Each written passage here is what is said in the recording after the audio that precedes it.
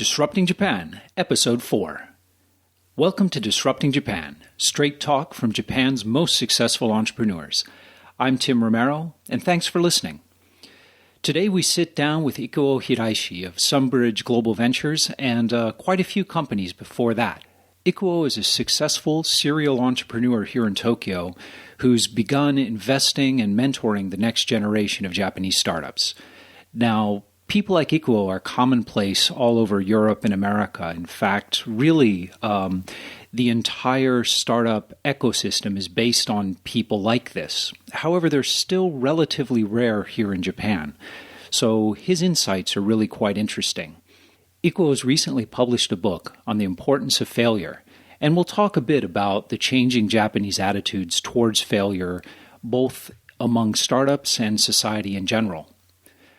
We talk about the changing nature of startups in Japan, how the job market for startups has changed in Japan, and some unique perspectives on what's going on in Osaka. I hope you enjoy it. So, Ikuo, I'm really glad to have you here. My pleasure. Thank you. You are a bit of a very unusual creature in the Tokyo startup ecosystem, in that you've been a very successful entrepreneur. Thank you. And you're now running Sunbridge Global Ventures as a VC. You were an early member of Web Crew, which IPO'd successfully. Yeah. You started Interscope, which was acquired by Yahoo. Yeah.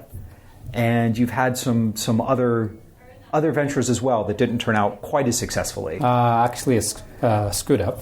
Okay, well, Lord knows I've done that. Let's talk about your perspective as the venture capital scene here in Tokyo, because I think you've got a really unique one in that you can really see it from both sides. What is the biggest difference between, say, VCs here in Japan and accelerators here in Japan and what we find in Silicon Valley or London or overseas? I see. It's a really good but a difficult question. First of all, in general, VC is not really matured. Of course, it has started from sometime 1970s, but at the time, the VC, for example, JAFCO, they were established as a subsidiary of the Nomura Security Company. So subsidiary of a big corporation. So were they mostly focused on late-stage companies or industrial companies? Right. And also, of course, those people have not being as entrepreneur, so they have not understand what kind of people entrepreneurs are, or what kind of organization seed or early stage startups are. Back then, you were on the other side of the table. You were a startup looking for money. Right. So what was it like? Did they just simply not understand the whole concept of small companies, or were they just trying hard but applying the wrong tools? What was it like back then? At the time, to be honest with you, I didn't think anything about the financing from the venture capital, because I was running my very small company only with my self capital. So I was afraid to let somebody in to my company as a shareholders. So sometimes I would be kicked out. At the time, there are angel investors, who, of course, had no knowledge about the internet. Recently, nowadays, there are lots of angel investors who have experienced or who succeeded his or her own setup. So seed money with such experiences and also a network around the internet business. So those aspects are really different. That is one of the most different things, compared to the around the 2000 and the after 2010. Well, this is interesting because this is a topic that you and I have talked about a lot. Yeah. The importance of having the startup community in Japan led by founders rather than VCs. Right. Are there a lot of angel investors that are former that got their money from their own startups that are coming at it from a founder's perspective rather than a finance perspective? Right. So before, we had angel investors who are rich family or doctors, lawyers, or family-owned small and medium enterprise or management owner. So, of course, they had no idea what internet was or is. Right. But now, as you just mentioned, there are lots of millionaires and some billionaires who made his or her startup successful. So they can invest in quick decision. Do you think that trend is going to continue? I think it's going to be continued because the IPO market in Japan is now getting back, and they're really positive. And the Tokyo Stock Exchange market opened their window to their newcomers. So they relaxed their listing requirements? Yes. Okay. Lots of VCs who had no policy or philosophy, gone. So the VCs now existing has some specific position or know-how or track records. VCs were kind of screened out for the last 10 or 12 years. Okay. So the VCs now, so they have some kind of, existing value. So it's sort of the survival of the fittest with kind the of VCs. thing. Yeah. Well, I think that people overseas will be pleasantly surprised and impressed at how good things are going in Japan for VC. Because I think overseas especially, people see press releases, which is a lot of government initiatives and like INCJ. Yeah. So big announcements that sometimes lead to things, sometimes don't. But actually, you're involved with what seems like one of the better and smarter government initiatives in Osaka, with Osaka City wanting to invest and create its own fund. The purpose of the investment from the city of Osaka is not for the profit, of course. Economy in Osaka has reduced dramatically last 20 years because the structure of industrial things in Osaka has not been changing. Still, belong to the Panasonic shop, such a electronic related. So it's still very manufacturing based economy. Right. And also the other problem is the economy of Osaka is consisted with their kind of subcontract small and medium enterprises. On the top of that hierarchy is the Panasonic shop, such a electricity related manufacturers, and they have a subcontract and a subcontract, those vertical hierarchy is the basic structure of the Osaka.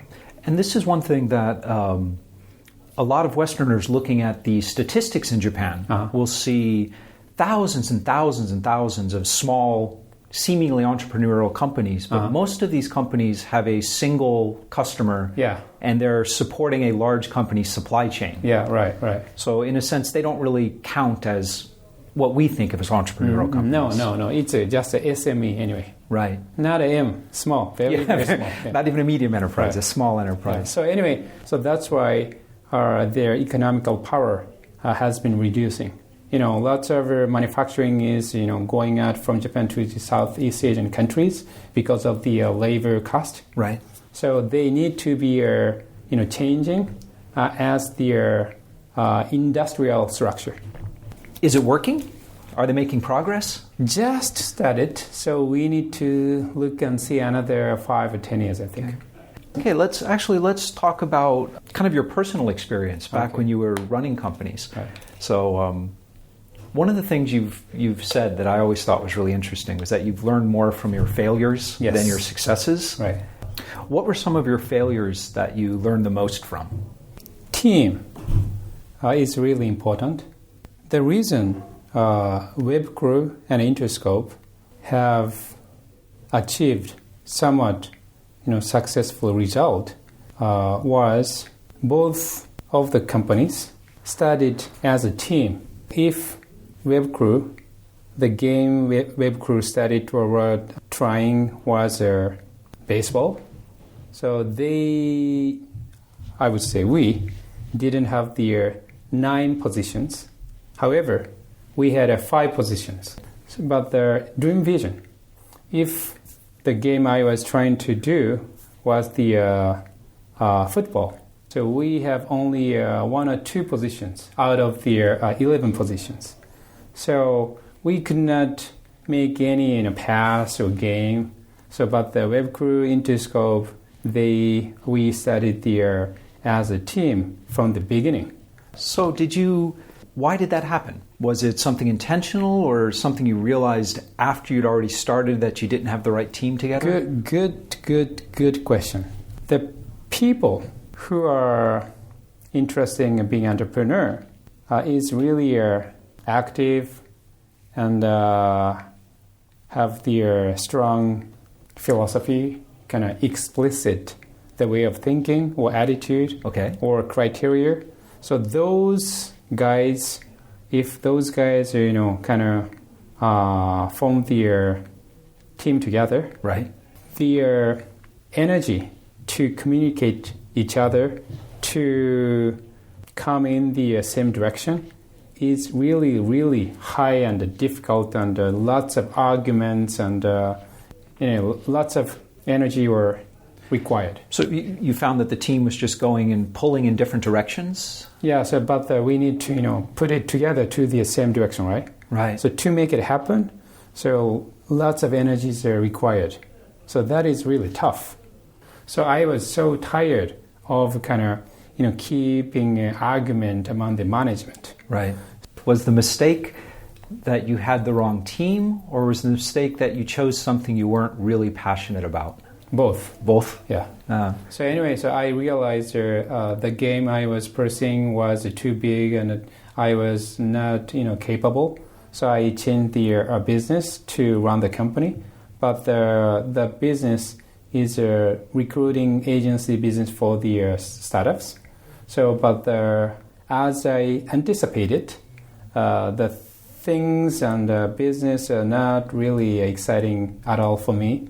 So even though Dream Vision is becoming kind of profitable, but I could not find any reason to keep running the company.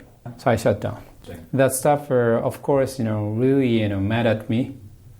So when I shut down the business. So the situation is more interesting than the trendy drama. Yeah, it always is. When you change from being an entrepreneur to becoming a VC, what do you miss most about not being an entrepreneur? I don't think I have anything I have missed since I took the different side of the table from the entrepreneur to the investor, because I have not identified myself as an investor or a venture capitalist. If I am a wealthy person to invest in or to invest from my pocket money, I would say I'm an investor. Right now, I have invested in the several startups from their money I raised as a fund. Oh, so you still have, you're still, Sunbridge is still very much like a startup then? Yeah. You still have investors yes. that you have to answer to? Right, and we are struggling. We are not a big fund. So we cannot make our company run only with the management fee from the fund. Right. So we need to, raise the another money to keep running. So this is really a kind of startup, really early stage of the startup. And when you're talking about raising other money, do you mean revenue? I mean, you mean revenue, not raising new funds. No. What sort of services are you offering to raise the revenue? Okay. One of the revenues now we have is the fee from the running the incubation center at the Osaka. Oh, right. And this is another big part of, for me, if I were wealthy enough to invest from my pocket money personally, I definitely define myself, I'm an investor. But now I have invested into the startups from the money I raise as a fund. That is not the investor. That makes sense. Because investing business. Right. But not an investor. Right, because it's you have your investors, you still have to find customers and new revenue sources. So it's very much running a VC as a startup. Yeah, right. Are there any other funds in Japan that you know of that are operating the way kind of you do, where it really is a startup philosophy, where it's not just taking their management fee and that are actually trying to go out and sell things, that have customers? I think East Ventures, which is operated by the ex-CTO of Mixi, and also ex-director of the NetEdge, Batra Taiga Matsuyama. Right. So I think, both of them are from the entrepreneur side. So I think their philosophy is kind of help entrepreneurs to grow their business and to work together with the entrepreneurs to make something new or innovation happen. So before first internet bubble or lots of IPOs or M&A exit happened, there were not really many VCs or accelerators backed by the entrepreneur. Right. But most of the VCs are subsidiary of the huge financial-related companies, right? But after lots of entrepreneurs made success as IPO or M&A exit, they became an investor side. So that is the kind of basic phenomena happening in the Silicon Valley. But just started in Japan, I think. So we're just starting to get a true group of angel investors now. Right. For example, a famous guy, we call him Ozan, Ozawa-san. Now he is working for the Yahoo. Anyway, he exited his company to Rakuten, and then he utilized his money to invest in lots of startups. What is the most important trend right now? In Japan, one of the luck in terms of the startups or such a innovation ecosystem is professional management who are familiar with the IT-related industries. So, for example, we have hired management in the kind of ordinary business or conventional business. It's not a good example, but the Harada-san, who used to be a CEO at the McDonald's. Right. And before McDonald's, he used to be a CEO at the Apple Computer Japan, right? Right. So he is acting as a professional management, hired management, right? Okay. And also recently... So by professional management, you just mean people who have management experience who can take the company to the next level. Yes. It's important that this management talent is available to startups. But on the other side, are Japanese founders becoming more willing to turn over their company to professionals to run? But I think that phenomena or the way of thinking or the value has been changing, I think. Okay. And if Japan could have a lot more successful entrepreneurs who are willing to be angel investors or who are willing to be more kind of free situation to do lots of things, not to stick with our own company, so that he or she can help lots of people. Well, also, I think that person also becomes a role model for the new entrepreneurs who will say, okay, now it is time to step aside. Right. And let a professional take over. And right. They can move into angel investing and help the next generation. That's gonna bring the lots of seed money to the young entrepreneurs, right? So money, can kind of make a cycle. That's, I think that's a wonderful optimistic note. Is there any other topics that you want to talk about?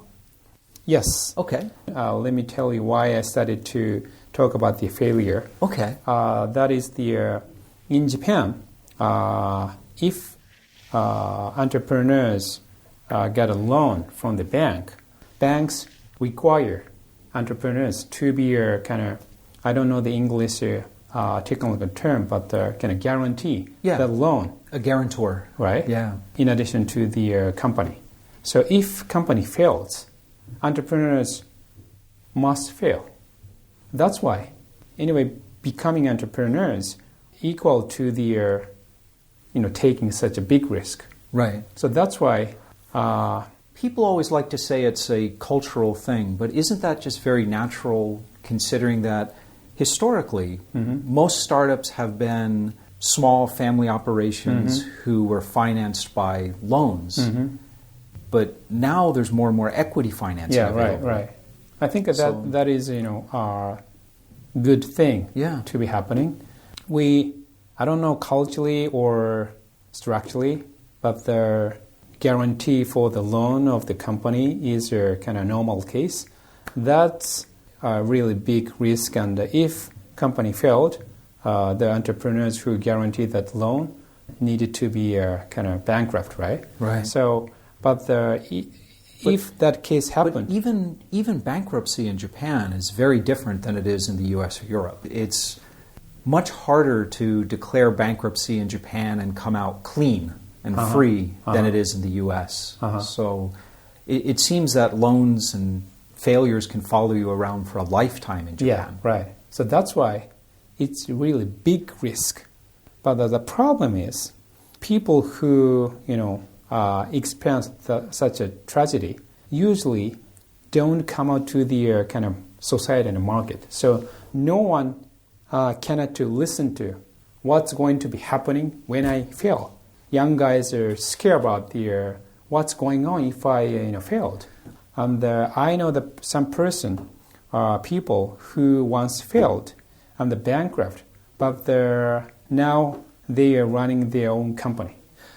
That is a message that needs to get out more, I think.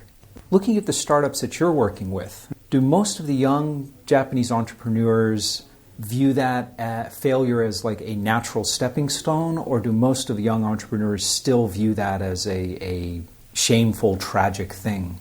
The concept for failure is, slowly going to be changing, but I think a general case or most of the people still think of the later case, kind of shame or, of course, disappointed, right? Right. Well, everybody's disappointed. Yeah, You've put a lot of effort into it. Yes. It's not shameful. Yeah, but the problem is it's really hard to get back onto the track. Yeah. If the entrepreneurs who failed are working in the internet-related business, right. So there will be lots of opportunities to be hired by the successful company and who evaluates his failure. However, if more conventional business... Actually, let me drill down on that because I didn't know this. So are internet companies like Rakuten and DNA, are they willing or are they interested in hiring engineers and entrepreneurs whose first startup didn't work out? If entrepreneurs who failed, even though entrepreneurs failed, but so someone is going to hire them, so that is the kind of safety net, right? Right. So it's not as risky. Right. So as long as they don't guarantee the loan. Right. Right? Exactly. I don't know how many people like him are existing at this moment in Japan, but we need a lot more Akiyama-san, a lot more Ozawa-san, a lot more Kawada-san. But the fact that they do exist means that younger people can look at them as role models, and we will have more of them. Right. Let me get back to your original question, what I have missed from the changing side. Right. So as I told you, I have not anything I missed.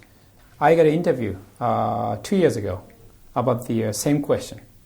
Oh. How Hiraishi-san is feeling about the changes, your role from the entrepreneurs to the investor. I said, I don't think I'm an investor. Just told exactly same thing to tell you. So I don't identify myself as an investor, right? And also the expression he said to me is how you support entrepreneurs, or in Japanese, shien. Shien means support, right? Yeah. So, but what I said to him is, I don't like that expression. I don't think I support entrepreneurs. What do you do? I mean, I kind of work together with entrepreneurs to make what he or she wants to happen. I would like also happen. So like, it's not support like coaching, or kind of like mentally. So for me, I'm kind of, how should I say, virtual experience of the starting the new kind of company or business. Right. So of course, but you get to do it many times with different startups. Right. So, but to establish a company is easy, but to make startups grow or continue to manage is really difficult and tough. Yeah. So we cannot do tons of startups, right? But if I can put small money to the talented entrepreneurs, I can feel like establishing a new business or innovation together with such entrepreneurs. Right. So that is fun to me. And they can do all of the hard work. Yeah. This is an amazing time to be involved with startups in Japan. Mm-hmm. I mean, I think there's this general sense that things are really changing. People are trying to figure out what the right equation for Japan is. Right.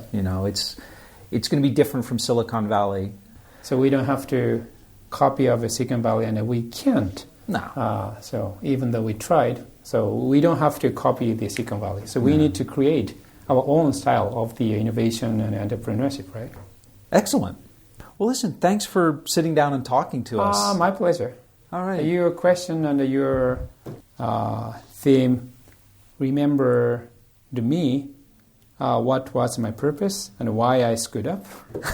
So I should have written those things to my second book. All right, there you go. So I think I published my second book about the failure, right? Right. Yeah, but I forgot to mention that point. But I'll say maybe next time. Okay, we're back. Listen, if you want to see the links and the resources that Ikuo and I talked about during the interview, or if you want to get in touch with him on social media, check out the links and resources section on the website. You can find this post at disruptingjapan.com/show004. And as always, the complete text of the show will be the first comment on the post. So join in the conversation at disruptingjapan.com, leave a comment, and if you want to get in touch with us, you can do it at feedback@disruptingjapan.com. This is Disrupting Japan. I'm Tim Romero, and thanks for joining us.